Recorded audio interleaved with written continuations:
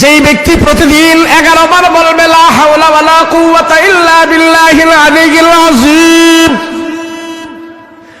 আস্তাগফিরুল্লাহাল্লাযী লা ইলাহা ইল্লা হুয়াল হাইয়ুল কাইয়্যুম ওয়া আতুবু ইলাইহি, লা হাওলা ওয়ালা কুওয়াতা ইল্লা বিল্লাহিল আলিয়্যিল আযীম।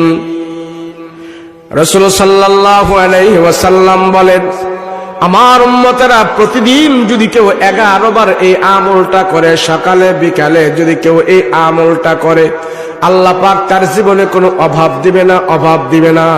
আল্লাহর রাসূল বলেন, তোমার অভাব যদি থেকেও থাকে, আল্লাহ তোমার অভাব দূর করে দিবে। সেই জন্য আমরা এই আমল করবো, রাজি আছে কিনা বলেন? সবাই আমরা ইস্তেগফার পড়ব, ঘুমে যাওয়ার আগে আমরা সবাই 11 বার ইস্তেগফার পড়ব। ইস্তেগফার পরে পরে আমরা ঘুমাইতে যাব। 11 বার